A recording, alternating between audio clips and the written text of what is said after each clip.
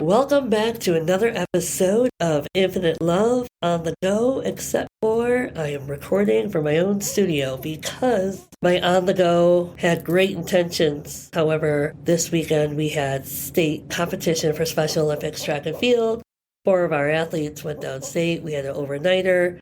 I had great intentions of doing the podcast on the bus while in transition from home to Illinois State University, but that did not happen because when you get myself and my 2 coworkers together for an overnight trip, you just never know the foolery that could transpire. And there was a lot of it. There were so many belly laughs, so many memories, and we always somehow make any situation an unforgettable adventure. Even if things go awry, chaotic, we still make an adventure. And this year was an adventure up until the very end. My hope is that in the future I will be able to get them to sit down with me for a recording. Will there be any purpose to it or any meaning behind it? There will be some kind of direction. However, again, when you put us together, shit just happens. We have no idea. You can't even explain it. You can't control it. You just have to let it flow. And it's fun. Even if you don't understand it, it still ends up being fun. So let's get right to it. We found out a little under a week and a half before we were headed downstate that we had all these new directions we had to take for going downstate. Normally it's just a one-day event. We just drive down early in the morning. We're exhausted, we go, and then we drive back. However, seeing as though we found out at the last minute, it was broken up into 2 days. So what does that mean for us? Well, normally we would have a hotel arranged in plenty of time, but the universe had our back and we just had to go with it, and we had to beg for hotels, and they were all booked. Let me tell you, we spent the whole day on three-way call, laughing, holding our breaths, getting frustrated, and then the universe gave us the green light, and we were able to get 8 hotel rooms. We were able to get a coach bus for our kids. I was able to pick up the check the day before and cash it, all while still teaching summer school. This week was chaotic, to say the least. And I was still trying to organize my home life, setting up doctor's appointments, and doing the behind the scenes work of my vacation that's coming up. And that is taking a lot out of me, but in a good way. All of it's in a good way. Meanwhile, all while balancing and focusing on my health, my spirituality, my mental health, my emotional balance, while fighting off the cicadas, okay? So when we realized we were going downstate, the cicada season is amongst us, and I don't mind them. However, I will capitalize the word however. The sound they make when you're not expecting it will scare the soul right out of me. And I say this because Thursday was summer school. We took the kids to a movie, and we also created it to be pajama day. That was my idea. I was excited. I was like, all right, I bought my costume. Didn't think too much into the costume, or the onesie, I should say. It was Stitch from Lilo and Stitch. It was very warm, and it's already summer weather. And since we were utilizing most of the theater wasn't even open, but they opened for us. Therefore, the air conditioning wasn't really on just yet. So I was sweating. But anyways, backtrack. There was not enough room on the bus, so my friend drove, so I drove with her. On the way back, we're exhausted. I'm hot and sweaty. It's lunchtime, and we also know that we're running late, so we have to get the kids lunch and then get the facility cleaned up and get them on the bus and go home because the day is done. And then I would go and pick up the check for state, for Special Olympics. So picture me in the vehicle with my friend. She's on a phone call with a parent. We're just, chilling. Out of nowhere, the loudest cicada noise. And I tell you that I swore I heard that sound in my deaf ear. It was that loud. It vibrated through my entire body. My soul left my body, and I contemplated on leaving the car while it was still in drive. So did my friend, because she looked at me, I looked at her, we had a moment. Everything just froze. Time stood still, but the cicada could not be found anywhere. And I turned around, and every time I turned around, it was one of those moments for us, like, is it going to be right there in my face? And again, seeing them doesn't scare me, but that noise already heightened my soul. So it got quiet. Then, we're in conversation again and blah, blah, blah, blah, blah. You forget. Well, you really don't forget. I didn't forget. But it's so quiet and peaceful that your soul finally calms down, and then bam, that sound goes off, and your soul just leaves your body again. So we parked, and I looked at her. She was still on the phone with the parrot. I just gave her the peace sign. I was like, I am not hanging out here with the cicada. You're on your own. So I ran into the building, got our lunches, did our thing. And she came in later. She was like, oh my God, it was in the passenger seat. So the seat I was sitting in, it was right behind me the whole time. I didn't see it. Thank God. Needless to say, I drove home. I put all the windows up, blasted the AC, and said, I'm good. Because where I work is where all the cicadas are. Now, in the city, for some odd reason, there are none in my neighborhood. I mean, if there are, I haven't seen any. And it's strange. But when you go to my work, which is further south, it's just a hotbed of cicadas. So, in my mind, according to the news, central Illinois and further south, like Tennessee, all those other states, you're going to see double the cicadas because you have two different breeds that hatch. So, in my mind, going to ISU for the weekend, 2 hours south of us, I figured there would be nothing but cicadas. And then I tried to imagine our poor kids running on the track and getting pelted by these creatures that don't know how to fly. And it would be fine, but they're not little. They're big. They're clunky, so they hurt. So we were lucky when we got downstate. There was not a single cicada in sight. So that was pretty cool. That was another blessing. So thank you, universe.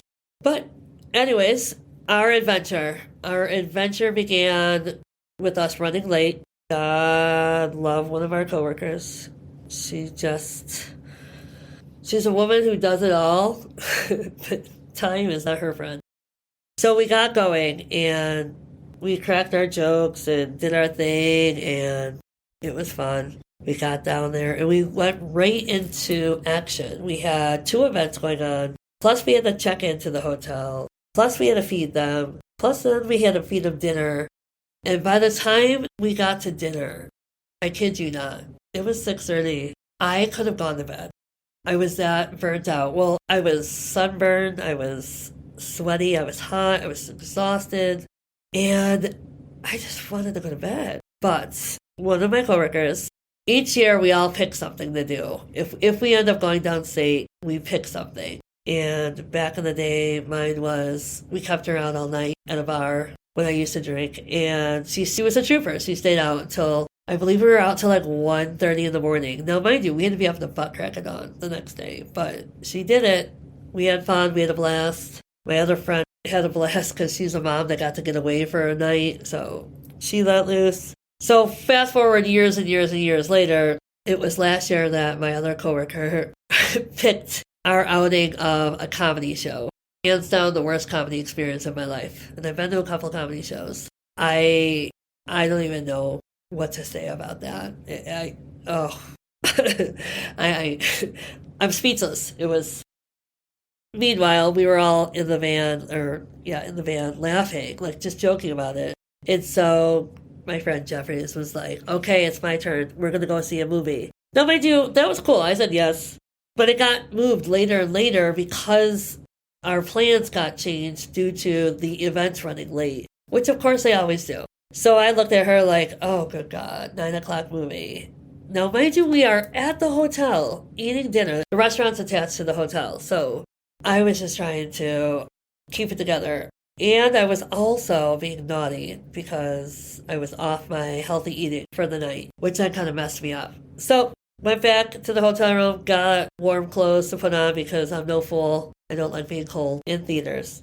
We get to the show. We're already laughing because we walk in 10 minutes early and there's nobody there. Now, mind you, we were looking at the screen. The lady who was hilarious to us showed us what to pick, and she originally enticed us with this other theater that had heated seats. And of course, we were all like, yeah, but we would all have been separated. We said no. So then we're picking these seats out, and they were all the way at the top. Perfect. We go in, and there's only one person there. So we were so very confused. And everyone swore. They're like, they're going to come in. They're going to come in. I'm like, who? Who's going to come in?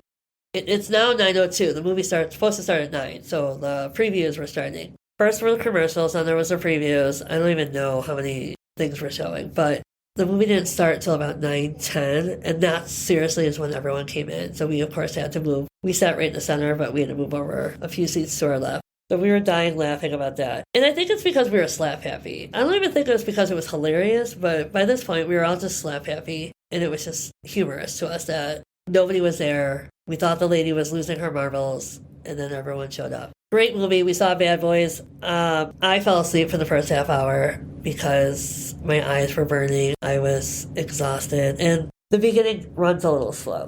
So I closed my eyes, snuggled like a little ball, and it was too loud. It was too loud for me to even stay asleep. So I woke up, got into the movie, and could not wait to get back, though, to the hotel and go to bed. So we get back. Of course, we're chit-chatting, we're laughing, we're cracking jokes. And we do this thing where we basically don't want to say goodbye and say goodnight. So one of us will bring up something stupid, and then it has us all chatting about it, which then has the conversation redirected to another conversation that had nothing to do with the previous conversation. If you saw the three of us together, which another one of our old coworkers, he would always say, I don't get it. You guys don't even make sense when you talk. And that to us is like the best compliment, but the funniest compliment, because it's true. We get each other, but outside looking in, nobody understands what we're talking about. I don't even think I could even describe it, so I'm not even going to bother. But we're in the hallway, basically not saying goodnight, and then all of a sudden, my friend opens the door, and like now we're standing in the doorway, then we're standing in her room, and we're chatting and laughing and not making sense. Now it's just slap happy talk. Nothing makes sense, even to me. So I just looked at them and I was like, listen, I love you all, but I'm going to bed. And it's like, because I don't get it. Get in my room, brush my teeth, jump into bed, and I don't even remember a thing after that. I fell asleep that quickly. It was almost 1 o'clock in the morning. And if you know me, you know that that was way past my bedtime after it being a very long day, and I was up at 4:30 in the morning. So get up, get ready, take a shower, go downstairs, have our beautiful complimentary buffet breakfast, and we're off. We're off with our other two athletes. Now, mind you, I didn't even go back to this. The first day, one athlete got a gold, the second one got fourth place. Great job. They did amazing, especially since it was really hot and it felt like we were all herded like cattle because it was such a tight squeeze. So now we're on day 2. Starts out early. We get another gold medal to start the day off. We're like, yes, this is it. We're going to take home the gold. We have a couple hours to kill, so we go and we, do souvenir shopping, do a lot of laughter with the families. And then we get to the event, which is half hour behind. We're kind of all split up because it's too hard. And there's so many hills and it was too hot. And we had the parents go sit at one end. And then we would tell them, like, okay, we're going to text you and blah, blah, blah, blah, blah. Keep your eyes open. This amazing family, after their child was done, they could have gone home. It was so hot out, but they stayed and they cheered on the other athlete. Loved it. This is the kind of love and support I love from our families. We are so blessed with that. So they stuck around. We were all talking, and it ended up being a good thing that they stuck around, so we were able to talk to them about the program and academics for next year, answer any questions that we could. So we did all that. And now our athlete goes in, and he was in a really tough bracket. The poor kid, he was so excited. He's so fast, but he gets so nervous at the end. He's so hard on himself, and he's such a good young man. His family is amazing. So he ran his little heart out, but he ended up taking last place. And I did not see that coming because obviously he made it to state for a reason. He came in first. But it just happened to be a tough bracket. And with the heat and everything else, and I'm sure, with him getting in his head, he just exhausted himself. So we cheered him up. He was really down on himself. He got back and we cheered him up, and then we went out to lunch, got him to smile. Then we got back into our van. We had the best driver ever. His name is Epi. Shout out to Epi. He was hilarious, and that man just took us everywhere we wanted to go. After lunch, we got back on the road, and that was really the gist of it. I mean, we played some Uno amongst ourselves. and we died laughing because we're not making sense at this point. We're just against Laugh Happy, but also loving the fact that we had such a great weekend. Everything worked out in our favor, as it usually does, because we just go with it. We trust the flow of it. Even at times when we're really mad about situations that are out of our control, everything seems to always work out for the right reasons. And it did. And so then we got back. It started downpouring when we got closer to home. But I looked at my friends. I was like, hey, why don't we take them for ice cream? Little rainbow cone action, I'm like, we have plenty of money left over, so let's do it. So, of course, we could have just easily just gotten our cars and gone home by this point. It's already been a long day, but no, we just went out of our way, got some ice cream. If you know me, I'm lactose intolerant. I shouldn't even have it, but I will sacrifice my soul for some rainbow cone. I don't know if many people out there know what rainbow cone is, but if you know, you know. There are things that you will do just for that little extra something of your favorite. So then we get into the parking lot. Our driver leaves us. Parents and our athlete leave us. It's just the three of us, all alone in this high school parking lot. Cold, tired, it's drizzling a little bit. And we're just talking and catching up and laughing about the entire 2 days. No, we've been doing this already, but we're just still going with it. And laughing and laughing. And finally it's just looking at each other like, it's time to go home. So again, I did the same thing as I did the night before. I'm like, I love you both, but I'm tired and I want to go home. So I get home about 6:30 p.m., just kind of rested. I'm pretty sure if I allowed myself, I would have gone to bed at 6:30, but I stayed awake, kind of cleaned up, did some laundry, took a shower, and was asleep very, very, very early. I did not want to get out of bed. I slept 14 hours, which was beautiful. But I could have probably told myself to keep going if I didn't have an orange cat that acts like a dog that would like to go outside. So I did that. I got up, got ready, set my house, and now we're here doing this amazing podcast. I just shared my entire weird weekend story. I hope it was interesting. If not, I'm so sorry. But thank you for enduring it. Anyways, what a week. What a life. All grateful energy. And most importantly, just proud of our athletes for what they do. It's exciting. It makes what we do so much easier because of what they bring, what they offer to this program. We were talking earlier about how I've been coaching or volunteer coaching for 14 years for Special Olympics, ever since I started teaching. My friend's been there longer, so she's been doing it for 16 years. And a lot goes into it. It was a one-day program that we were given. It was handed over to us because it's a lot of work. It's a lot of stress that comes with it. So this former coworker of mine said, here, my first time volunteering, she goes, here, I think you should take this. What? I feel like it was a setup, but in the most beautiful way. I said, okay, I would love to do more with this, though. I don't want it to just be a one-day track event. I want to do basketball. I want to do this. I want to do that. She said, good luck. Good luck getting people to support you on that. And then that's how I wrangled in my other friend who was already coaching with this other coworker at the time. And we both just had these ideas. And it was like instant chemistry of, okay, we're going to do this, and then this, and then this, the excitement. And then I dragged my beautiful assistant. She was my classroom assistant at the time. I was already doing this stuff. And so I think because she was my assistant and we were becoming good friends because of working together and creating that bond, that she jumped in on it. And she's been amazing ever since. So the three of us just, it's like Mo, Larry, and Curly. We have this dynamic. And we've been complimented on it by strangers as well as by our parents over the years. We've heard, we've had people come up and be like, just the way you three are laughing and you guys just seem like you're just having so much fun. And half the time we giggle because then we're thinking, what were we even laughing about? Oh God, like you have to think about it. But most of it's nonsense, like just the most foolery things you can think of. But it's that banter and it's that humor that you get from each of our energies. We're so different, yet we share commonalities too. And our love and passion for our students, for our athletes, and for this program is probably what creates that spark in that dynamic within us. So I love it. And we always said if one goes, we all go. There's no way we would ever continue without each other because I don't think you can ever create such a dynamic. Now, I'm not saying that I couldn't create this with other people, but doing other things, not doing Special Olympics, is what I'm speaking of. It's just something about all the pieces falling into place. And that's the divine message for today, is pieces falling into place.